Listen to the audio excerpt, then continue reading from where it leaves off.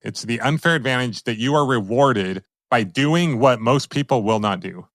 Hey, what is going on, my fellow future millionaires? Welcome to today's episode of the Millionaire University podcast, where you are rewarded with piles of money instead of piles of debt. In today's episode, I do a millionaire mentor coaching session with James Metcalf Jr. Just a few weeks ago on June 21st at 9:35 a.m., I got the following email from James. Hey, Justin, I've been listening to Tara and your podcast daily. All I can say is it's amazing and relatable. I am terrified. I'm on the journey of fatherhood, expecting a baby early January. I've always wanted to start my own business, and I get so motivated just for me to not have any clue on what I'm doing. I hate to say it, but it's like I don't have any idea what I'm good at that could profit me to be unemployable. That is my dream. I want to be financially independent and support my family, to give my kid everything I never had. I stand here daily on my 10-hour shift, just so miserable knowing I could do anything else on my own time, happy and financially free. You guys say to just find an idea. Sadly, I just get so in my head, I can't think of anything at all. If I could possibly speak to you, maybe that would give me some insight. Thank you for your podcast. It is really so interesting, and I hope one day I will be just like you. Thank you if you read this. Well, as James knows, I did read it. And not only that, I reached out to him and I said, hey, how would you like to hop on a call? We can record it and use it for the podcast. I'm sure there are a lot of other people out there that could benefit from the things that we would talk about on that call. So what do you say? So James was up for it and we hopped on a call. Now, when I called him, we were on a video call and I saw right away he was in a parking lot in his car on his phone. And I immediately knew that he was taking a lunch break from his job, essentially. It was a really hot day, so James had the window rolled down, but there was also a train that kept going by nearby. So he'd have to roll the window up, and then get really hot, and then he'd roll it down, and you hear the train. So this is kind of the circumstance that he and we were in on this call. So due to the situation and the time constraints that we had, we didn't really have time for a lot of chit chat. So we got right into it. I started off by asking James to tell me a little bit about his backstory, so I had a better understanding of where he was coming from. I never really grew up with much, and I kind of took from my father a lot. He always worked hard. He always did everything he could to make sure what I had. He gave up a lot of opportunities that he could have went farther just to make sure I was okay. That really inspires me a lot nowadays, considering to see that he still struggles. I'm fully grown up, and now I'm about to have my little one, and that's really exciting, but I'm terrified at the same time because I just want to be able to do everything I can to give them everything. At the same time, I don't want to be gone all the time. I want to be able to see them grow up, and I want to be part of the memory, not part of you told the story. I've passed up some opportunities that I could go travel for work, being like a train conductor even. And just because I wanted to be home, I don't want to miss out on anything. I've been listening to your podcast all the time, and I've been really inspired by what you guys are doing and you guys' story. And it's amazing to hear what you guys have done. And that's really what I want to do. I've always been excited about the thought of business and having my own. It's just a part of, I don't know what that is that I want to do yet. I always have like these bright ideas. I've always been interested by marketing. I love real estate. I would love to flip houses like you guys have done. And I've always been good with my hand. I've done just about any job there is. So I got a lot of skills under my belt, just nothing yet to actually put my first business out there. How old are you? I'm 22. I'll be 23 in August. Let's see. Started my first business when I was 23, 24, shortly after getting married with baby soon to be on the way. So you got lots of time in front of you, man. You're going to be just fine. Yeah, that's what I'm hoping for. I just want to get it started. What do you do right now? Right now, I work with fiberglass, and it's a place called New York Blower. We make giant fans for like industrial companies. What are you getting paid? I'm getting paid right now $18 an hour. So to me, here's the thing. A lot of coaches or mentors, and you've probably heard me talk about this on the podcast before, they might get on and be like, okay, I'm going to tell you what to do. I've talked to you. I've just met you. I got an email from you. We've gone back and forth a couple times. We've been talking for 5 minutes, right? Yep. It would be ridiculous of me to lay out your entire life's plan after knowing you for a few minutes when you're your own person. So I try to be careful about just coming in guns a-blazing and telling you everything that you should do. I'm more about empowerment and helping you realize and believe that you don't have to have this big, crazy idea. I guarantee you there are 100 things that you could start tomorrow that you could make significantly more than what you're making right now. And it's not even you have to have this big, full-blown business with employees or all these things out of the gate. I think it's more of you figuring out what it is that you could do. It doesn't need to be the thing that James is going to do for the rest of his life and it's his passion and dream and he's going to change the world. No, like right now, you're where I was 20 years ago. To me, it feels like it was just yesterday. I had no money at all. And then I got in my first business and made some mistakes and had $120,000 of debt. But I always believed in my mind that I was going to be wealthy. I had no business believing that other than I just believed it. I thought if other people can do it, why can't I do it? That's where you've been inspiring me so much, because when I hear you say that, I literally just said to my girlfriend earlier, she was struggling about money and everything, and she hates her job. And I'm like, I hate my job too. That's why I'm trying to start a business, and I want you to do that too. She believes in me, and I literally just told her we're going to be rich one day, and it's going to be all right. Like, you won't have to worry about anything one day. And she's really creative, and she has a Cricut machine to where she can make shirts and decals and stickers and stuff. And I was like, well, you can start a business just doing that. It's something you like to do. That's what you love. And then she was like, Sean, I've just been so scared to do anything about it because, I got to buy everything. And then what if nothing sells? I was like, well, okay, sell it before you buy it. At least sell one. And then, based off just that one sell, what's going to work and what's not. Plus and minus. But I mean, you said she has a Cricut machine. What kind of machine did you say? It's a Cricut. See, you know more about this. I don't even know what that means. Don't cut yourself short. In your email, you said have an idea. Like, you have tons of ideas. You literally have 20 ideas that I'm not going to overwhelm you. I was going to say it could be 7-figure ideas, but let's say 6-figure ideas that could make $50 an hour, $75 an hour, $100 an hour. Let's say 4x your income. What would that do for you? A lot. We are actually looking for a place to live right now. We're not even in a secure household. We're both living from check to check, so it's not the best situation for us. And that's what makes me, in part, so scared for a kid, because I just want to be able to do everything I can. What do you mean you're not living in a secure household? Where are you at? What's going on? I have been homeless before, so we're not at that standard. It's just like a duplex out in middle of nowhere, cheap sort of housing. We're not paying that much, but we're also living with other people, and those people are, not too clean, and it would just be a very bad spot to bring a baby into. So, Tara and I lived in the bachelor pad. Have you heard that story? Yeah, it was that. Yeah, it was crazy, man. Luckily, it was our brothers, people that we knew. It wasn't that bad. Yours might be a little rougher, but the thing is, I always told Tara, and this is how I always felt, is there a roof over our head? Do we have food? We have everything we need. If you get too overly consumed with what you don't have today, it's hard to project into the future and create that life that you want. So realize, number one, you're good. It sounds like it might be kind of rough having a baby in that circumstance, though. Like, you know more about your situation than I do. When's the baby due? January 13th. So it's a winter baby, yeah. You got 6 months, man. That's why I'm so glad to get on the call with you here. So maybe you can spark some sort of fire. I know I got it. I just need to get that one stepping stone that I'm missing. I don't know what it is, but yeah. What does your wife do? She just works at Kohl's. Simple 9 to 5. What's she making? Probably about the same range as me. About the same as you. 18 to 19, yeah. Elaborate more on the business you were talking about for your wife. Well, I haven't gotten that far yet because I don't know exactly what she could make with that machine because I've never used it. I don't know that much on it either, but I just know that she can make, like I said, certain decals or stickers for cars. She's made shirts before. People always want stickers. I mean, you'd be surprised what people would pay for a sticker. This is what you need to do. That's one concept.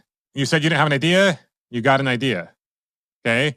I've thought about starting t-shirt companies, sticker companies, all kinds of stuff. Let me ask you a question. Do you think there are people that are making a 6-figure income selling stickers? Probably. I was going to say I don't know, but actually a few years ago, I remember seeing something about someone who had a rockin' sticker company. How about t-shirts? Do you think there are people making a good income selling t-shirts? Definitely. So how much research have you done into the models that these people are doing? Not much. So that's your next step. And you don't need to do it just with this concept, but with any of the concepts that you think could be a possibility, go deeper on that. Listen to podcasts, watch YouTube videos. People will literally tell you exactly what they're doing, exactly how they're doing it. And there's going to be crossover. It might not just be shirts. It might be clothes. It just depends what angle you're interested in. So you want to go a little bit deeper in those areas. And then you said that you're handy. Yeah, it's actually a sort of business that I've started, quote unquote. Picked up a few pieces of cheap furniture off Facebook. It was just, a couple end tables, and I've sanded them down, finding imperfections, sewing them up, and I've just started restaining one of them. I haven't put it on the market yet, so. So what do those numbers look like? Both these side tables, like nice quality wood. Bought two of them for $10, and I guarantee you I could put, because they're not matching, so I'd probably put both of them up there with their own listing, probably for 20 to 30 both, and then there to go. That's probably like 100 some plus profit off of that. Oh, you're talking about return percentage. Yeah. Yeah, so that's one way to look at it. You can look at it as the return, but also your time. The concept is perfect. The return is perfect, but you got to consider ROTI as well. Return on your time invested, not just the money invested. So how long does it take you to stain that furniture? How long does that take? I mean, honestly, the longest part would probably be the sanding, because especially a lot of those end tables, like the legs, are very crafted, I'll say. It's kind of hard to get in there, and if I work on it after work, it'd probably take me a few days probably just to sand one. Okay, so it's not worth your time. Probably not, no. No, because if you're only making $20 to $30, that's not worth your time. Do you guys have OfferUp where you live? I do, yes. Yeah, okay. So this is only on my mind because it's literally happening in our house. My brother-in-law, Tyson, who you may have heard on a previous episode, he's living in our guest house right now. And every day I see him driving my truck back and forth with couches. There's 3 or 4 couches in our garage right now. So he's flipping couches. And he makes $150-ish on average per couch. Sometimes $100 to $300. I don't know the exact numbers. And he's just ramping it up more right now as we just put it under contract yesterday. Oh, it was under contract now? That's good. You're hearing it first. You're hearing it live here first, man. Wow. We just put it under contract yesterday. So he has a little bit less to do helping us around the house. We were paying him like $30 an hour. The truth is he can make more money flipping couches than working for us. He's kind of figuring out what it's going to look like as he's doing it more full time, but it's probably closer to $70 or $100 an hour. I'm just giving you an idea, like based off of what I'm hearing from you, there's probably an opportunity to sell some couches where you live, I assume. And everything is going to be a little bit different based on where you are in the situation, but I don't think it hurts to try, especially with what you're telling me about this furniture. What you're doing, though, is you're taking something that takes a lot of your time and a lot of work, and the ROI might be good, but the ROTI, return on your time, is not good. You're making less per hour doing that than what you're making at your job, but that's okay because it's led you to realize what's possible. So now you want to just focus on, you probably need to figure out the truck situation. Yeah. That's okay. That's all good. There's always a way to figure out something. He used to put him on his car and drive. I don't know how he did it before he started using my truck. He would put him on a car and he would drive him around and he would work that. But a lot of it is in the delivery, right? Like people will pay a premium for the delivery. So he'll get these couches, he'll kind of clean them up a little bit, fix them a little bit, picking them up from one person. So they're willing to let them go for a pretty good amount. The other person buying them will pay a premium because it's delivery again. So he cleans them up a little bit. And I don't know what his exact numbers are going to be, but probably making anywhere from $500, $600, $700 a day. And this is a guy who not long ago was practically homeless, was in jail, been through drug abuse, right? So starting to do pretty good for himself off of flipping couches. And once again, that may not be your lifelong end goal, but something like that would get you to where you can have a better place to live for your family. To me, that's your dream right now, right? Yeah. Like you don't need to be the next Elon Musk or anything. You just want to take care of your family. I want to be financially free. That's why I liked your one-year podcast when you're saying how you're unemployable. I love that term so much. And ever since I heard you say that, that's been my drive right now. I'm so unemployable, man. That's a beautiful thing. So part of a business, as you know, it's trying out several little things and seeing what works. That might be on a big scale, trying out house flipping. Flipping houses is cool, but there's a much bigger barrier to entry. Flipping couches, it might be like your gateway drug into flipping houses someday or something bigger. No, just kidding. But the truth is, flipping couches, I almost get more excited about that. You can just start tomorrow doing it. There's actually quite a few couches over here. I can look on Facebook. And the marketplace, there's a lot of free ones, decent condition. So what I would do is you're going to want to look at comparables, right? So look on OfferUp, look on Facebook Marketplace, look at some of these different places and see what some of these things are selling for. Either you can borrow a truck or rent a truck or something. Long term, the truck won't be a huge investment. If you can make $500 a day flipping couches, you flip 2 to 3 couches a day. I'm going to make it lower because right now you're making $180 a day, right? around there, yeah. Let's just say your goal is to make $400 a day, flipping a couple couches a day. Let's say you're working 25 days out of the month and you're making $400. Maybe I'm doing this wrong, but that's $10,000 a month. What do you think, man? Pretty insane. So if you do that for a year, that's $120,000 for the year. Do you think you could afford a truck if you're doing that? Oh, yeah. No problem. What I would recommend is look at the comps, just confirm that you think you can do this. Then I would try to do it. And I would do one of two things. I'd either be like my crazy brother-in-law and figure out how you can strap this thing down on your car, or I would borrow or rent a truck just to prove the concept. And then after you can do that a few times, you can figure out or save up how to trade in your car or buy like a cheap truck. The money is never really an issue. Money follows the opportunity. So if you have a $120,000 opportunity per year, getting a truck, whether you do it through financing, and we can talk through all those options, you can figure out how to get a truck. Just reach out to me. I'll give you ideas, whatever. I'll be your investor. I don't care. I believe in you and I see you're a hard worker. I see you want it. They call it the baby effect, man. Pretty much whenever someone's having a baby, their back's against the wall. Yeah. That's when so many successful people start their journey making things happen. I got to make this work. So once again, I'm not saying flipping couches is your end all be all thing, but I think it could be a great place to start. Like I think you could try that out. And then there's a bunch of other things that you could do, but a confused mind says, no, you want to focus in on something as well. Yeah. I don't know. What do you think? Do you want to start out with that? And I love what you're talking about with your girlfriend. I think that's awesome. Maybe that's where you guys try to end up going. But it sounds like you got to make some money and you got to make it quick. Within 6 months, you're going to have a baby. That's the scary part. Like when I first got into the business idea, I'm watching all these YouTube videos and social media marketing people. They're like, oh, how to make $100K a month in 10 days. Like, man, I could do that. I was like, oh, wait, that's not possible. Yeah. And the thing is, that kind of money is possible, but I try to differentiate myself a little bit. I love online marketers. I love that there's people out there willing to teach this stuff.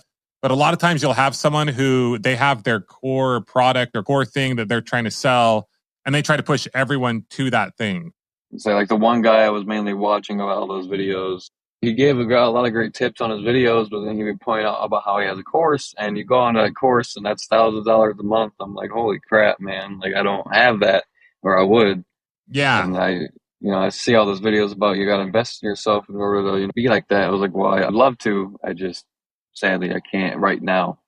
Totally. And that's part of the reason why we changed up how we're going about doing Millionaire University, where we're going to grow the podcast, get sponsorships. That helps us monetize the podcast because we want to be able to help everyone we can.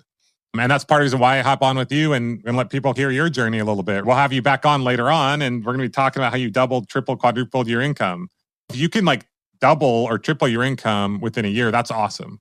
Then you have more to work with. And then in the future, it's like, okay, how do we scale it up from there? One step at a time.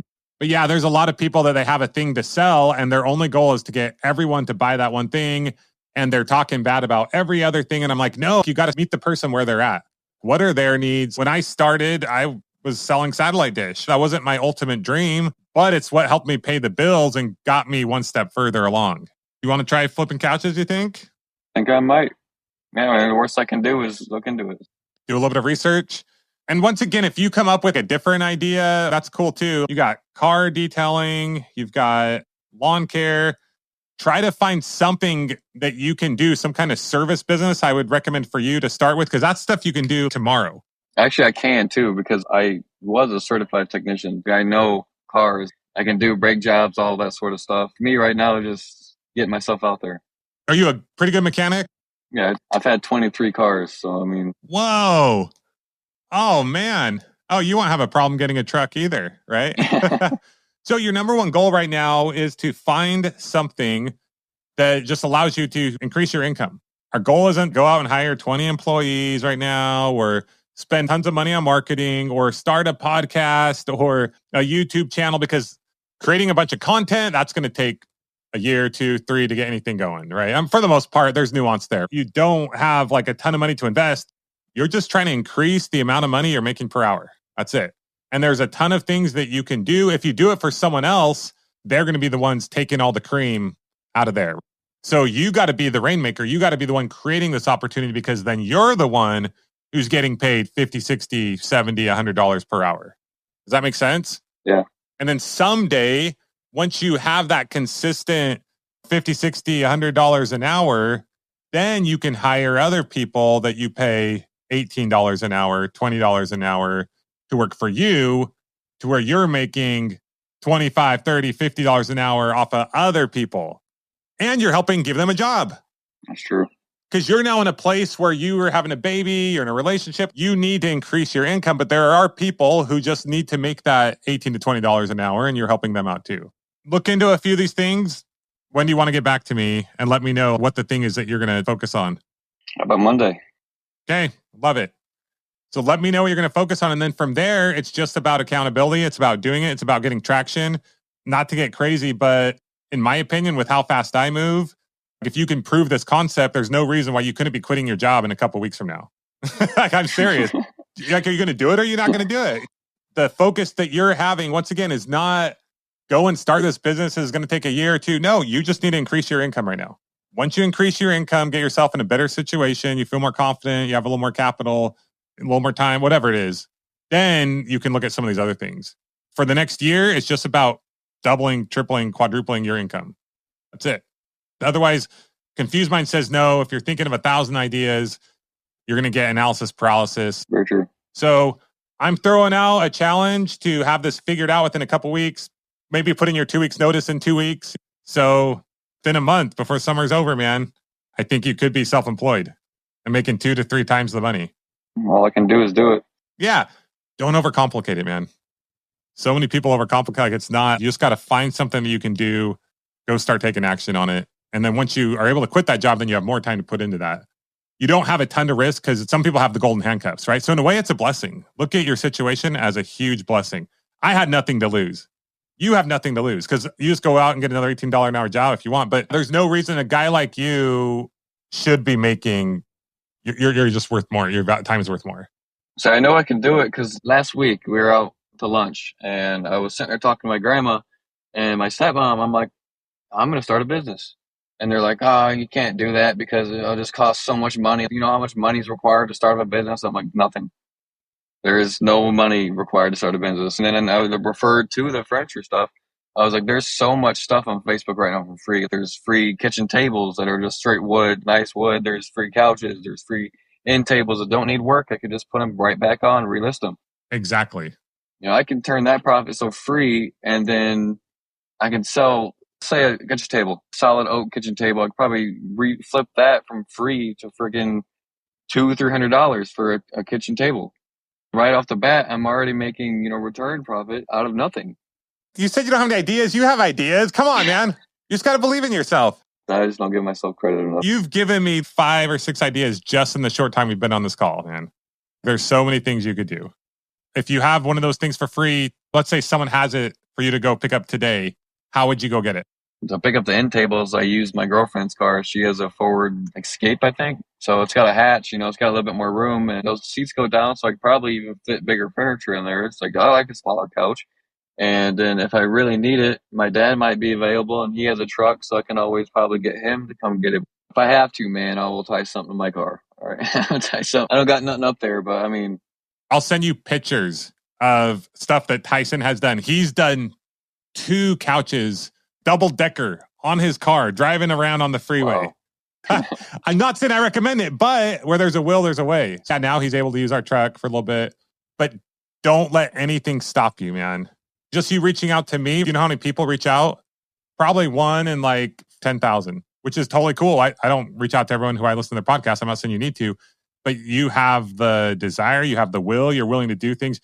You're on your lunch break right now in a hot car, and you're on this call, willing to put yourself out there on a podcast to get a little bit of feedback. Yeah. I'm betting my money on you, man. I appreciate that a If lot. I can invest in James, I'm all in. You got my email. Reach out. Let me know what you're doing. I'll be your personal accountability partner. If we get something going and you need a little bit of capital to ramp it up, I'm not talking tens of thousands or whatever, but I just told Tyson, I'm an investor. I like to make money. You're making a good ROI. I told him, I'll give you $1,000 line of credit. You'll give me 10% return because he feels bad taking the money. So I'm like, yeah, no, pay me 10% interest. That's a good return. If you understand returns, which you do because you mentioned 100% return, but remember calculating your time too. But if you can get to the point where you can flip 2 or 3 couches a day and make an average of $150 to $200 per couch, that's a pretty good return because you're going to be buying them for 100 to 150. And I'm just throwing all these numbers. I don't know exactly what they cost, right? You're getting them for free, right? But calculate your time. Your time is now worth at least $50 an hour, okay? I'm just telling you. Don't cut yourself short. So calculate in your time, what your time value is. But bottom line is calculate the ROI. And a lot of people would give you a little bit of money if you're paying them 10% on their money.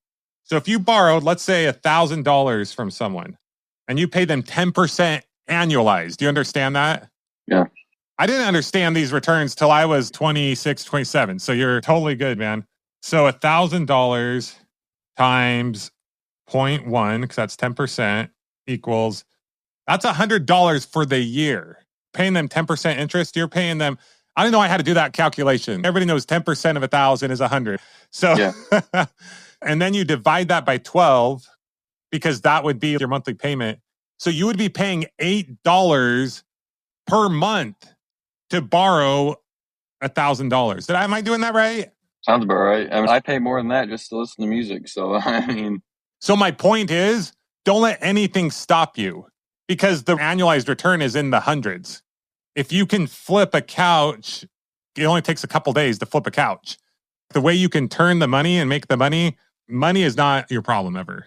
The only issue I would have with couches is the fact that I have nowhere to put them. And then what would I do if the couches don't sell? Occasionally that could happen, but I flipped 100 houses per year for several years. We were buying houses that were anywhere from $50,000, and then we put 20 into them all the way up to several $100,000. And we did 100 per year. So do you think I was ever concerned about what if the house doesn't sell? Heck yeah. But the first one, it was like, okay, I'm kind of concerned, but then it worked. We made some money. If you're getting them for free, first of all, what happens if they don't sell? I'll just have a couch. Yeah, exactly. Or you sell it for less. So don't invest money that you can't afford to lose. But if you buy a couch for $100 and you're seeing other couches that are similar, maybe they get delivered or whatever, that are selling for $200 or $300, you think that's a good risk to take? Yeah. It's like you're risking $100. It's probably going to sell. So you sell that one for $300, and now what do you have? You have $300. You have a $200 profit. Now you have a couple $100 that you could kind of risk, if you will, without ever losing anything. So you'll get to a point where if you're doing first a couple per week, then a few per week, then a couple per day, yeah, there might be some that take longer to sell than others. It's a big number now. If you're buying 10 couches per week for $1,500 and you're selling 10 couches per week for $4,500, you're not worried about the one couch that's taking a few extra days to sell. And as you take action, you're going to get more information. Tyson now knows the dark couches don't sell as well, typically speaking. He knows the couch that people will buy and what they'll pay for it. It's just like real estate. When you know your area, I know on this street, I can sell this house for this much. It gives you that advantage. That advantage belongs to the people who are willing to put themselves out there, take the action, take the risks, and you get that advantage. It's the unfair advantage that you are rewarded by doing what most people will not do. You got this, man. That was easy. I wish you had more issues for me to solve. It's like too easy. Where could you put the couch? No idea. I have literally no clue on that. Unless I would get something like a rent space. But yeah, that's a possibility made for the long term. Like eventually I was telling Tyson, eventually, yeah, you might want to have a little mini warehouse or whatever, but you don't want to have too much expense that you don't need up front. There's not a garage or a driveway, or is there No. anything? And there's a driveway, and there's a yard and a driveway, but you never know when weather's going to be like around here. So You said your dad, does he live close by? yeah, there's no space there either. That's kind of No the sad space there, part. yeah. So here's the thing. You could literally have the couches sold the same day. He'll buy and sell the couches in the same day. Something to think about. Once again, I'm here for anything you need. There's always a way. I'm sure you could find someone who would let you, or maybe you do rent a space. I mean, you could probably find somewhere that you could rent, whether it's a friend or someone who would rent you a space for like $100 to $150 per month. That's true. And once again, your goal is to get the couch, spiff it up, do whatever you got to do.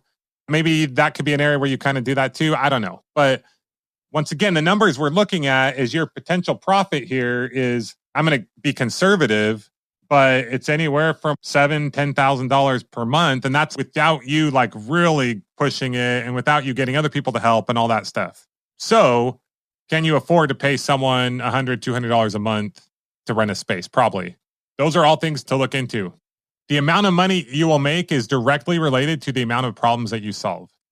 So whenever there's a problem, just be like, yes, baby. Like, this is a problem I get to solve and it helps me make money. And it's why a lot of people don't do this kind of stuff, because they don't want to solve problems. They just want to wake up every day and they want to be told exactly what to do, because they're like, oh, nope, I can't do that. This is in my way. I can't do it. The obstacle is the way. If money was that easy, then everybody would be rich, Here's the secret. It's not really that hard either. It's not.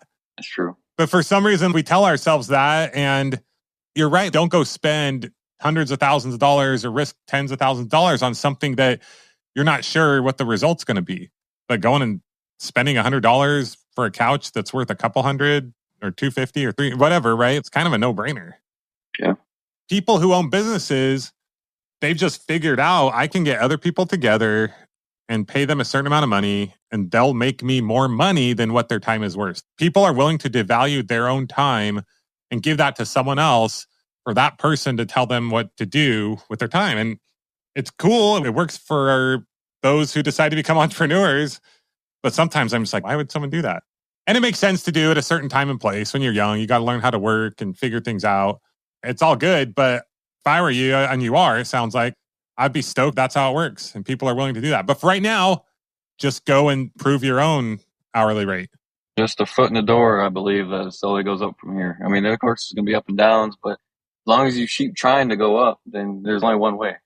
100%. So this is super low risk, easy to get into type stuff. And this is basically like what you told me. I'm just giving you feedback on what you were already telling me.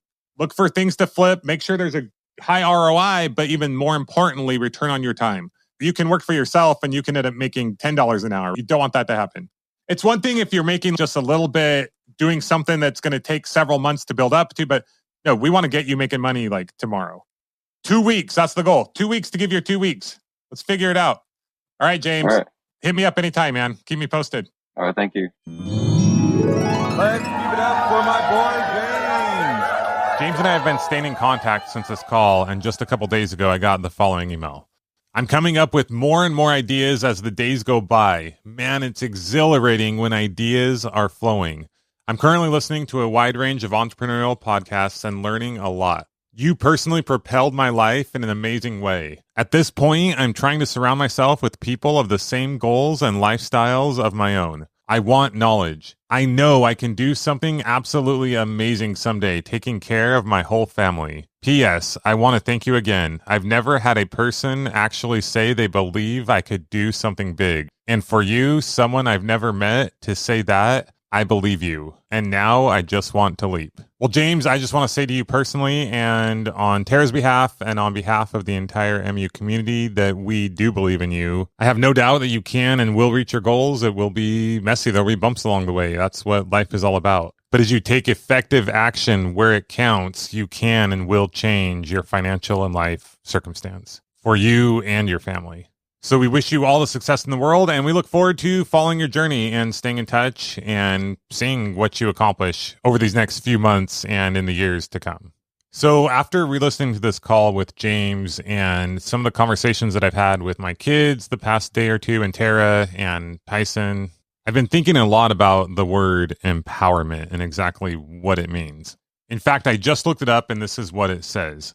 The process of becoming stronger and more confident, especially in controlling one's life and claiming one's rights. The truth is, your current or past circumstance does not matter. I mean, James was homeless at one point. You can't control everything that happens or has happened to you in your life. You can't control every situation or every circumstance. You can't control other people. But you can control your perspective and how you respond to the circumstances that you are currently in or the things that happen to you in life. If you think about the word empowerment and the root of that word power, when you take 100% responsibility and ownership for your own life and don't blame anyone else, any circumstance, anything that's happened to you in the past, anything that anyone says or does or tells you can or can't do, you have literally given yourself the power for change, the power for growth, the power for a different life, for different circumstances, the power to be happy in the circumstances that you're in right now. When you blame others or situations or point the finger outward or come up with excuses why you can't do X, Y, and Z,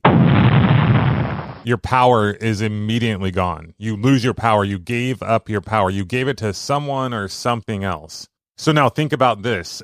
Anytime you are not achieving your goals, the things that you want in life, it has nothing, absolutely nothing to do with anything or anyone else. It's 100% up to you.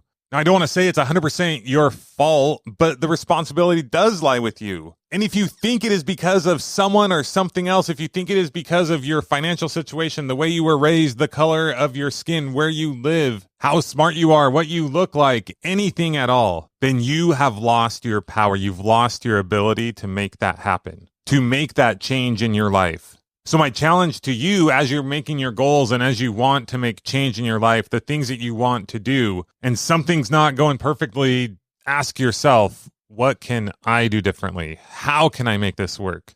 What changes do I need to make in my life? What changes do I need to make in my marketing? Do I need to wake up earlier? Do I need to go to bed earlier? Do I need to better schedule my time? Do I need to quit taking those random phone calls that aren't very effective, aren't helping me get where I need to go? Do I need to spend less time on social media? Is there something I need to learn so I can be better at marketing or selling my product or service? How is it that I am getting in my own way? And don't beat yourself up for it. I was talking to Tara the other day and we were talking about how even we are constantly getting in our own way. And we too absolutely are always blaming outward situations. Oh, this person said this or did that or this happened, so I couldn't do blah, blah, blah, blah, blah. Even last week, Tyson and I were talking and he wasn't quite reaching his goals on his couch flipping business. And so we had some pretty direct, open conversations about the things that he was or wasn't doing in his life that could help change that. We talked about getting up earlier, and then we realized the reason he wasn't doing that because he was staying up too late. So we talked about going to bed earlier. Tyson, as you may have noticed through his episode, can be a talker. So we talked about taking less calls and talking to less people during the day, during your workday. You have to create it for yourself. No one else is going to hold you accountable to that but you. We also talked about him saying no to and doing less things that he's currently doing that are good things, but they were taken away from the things that he ultimately wanted and needed right now in his life. In fact, last week he even asked me, he's like, hey, can I hire you for like half hour to an hour a day to kind of talk through some of these things and make sure I'm staying on track? And I said to him, I said, number one, first off, you can't afford me. And I said, number two, no, talking is not what you need to do right now. You need to do less talking, more doing. And he got the message. And this week he's killing it. It's been a great week for him so far. I think I've seen more couches come up and down that driveway than I've ever seen in my entire life. So once again, empowerment, that is my number one goal for you. Ownership, responsibility, accountability, no excuses, maybe information that leads to different decisions. But if I can do it, if James can do it, if Tyson can do it, you can do it too. I believe that we are currently living in the single best time in the entire history of the world, possibly past and future, to start and grow a business and create and have as much opportunity and wealth and financial well-being and happiness for you and your family. You just need to be willing to choose to empower yourself and take advantage of just a very small percentage of all the amazing opportunities that are right in front of you. And that, my fellow and future millionaires, brings us to the end of another Millionaire University podcast. In an upcoming episode, I will be pulling back the curtain and talking more about the vision of Millionaire University and sharing with you our billion-dollar business plan. And more importantly, how you can create a business plan of your own. If you like this episode, please share with a friend. You can go to millionaireuniversity.com/training to get our free business training course. If you have yet to do so, please leave us a rating and review for this podcast wherever you are listening now. And we will see you next time on the Millionaire University podcast. Class dismissed.